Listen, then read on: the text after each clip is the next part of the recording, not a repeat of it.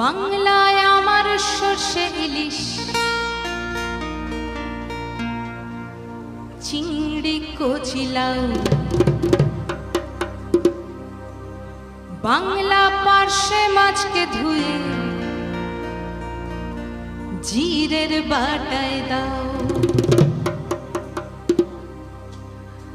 বাংলায় আমার সর্ষে ইলিশ,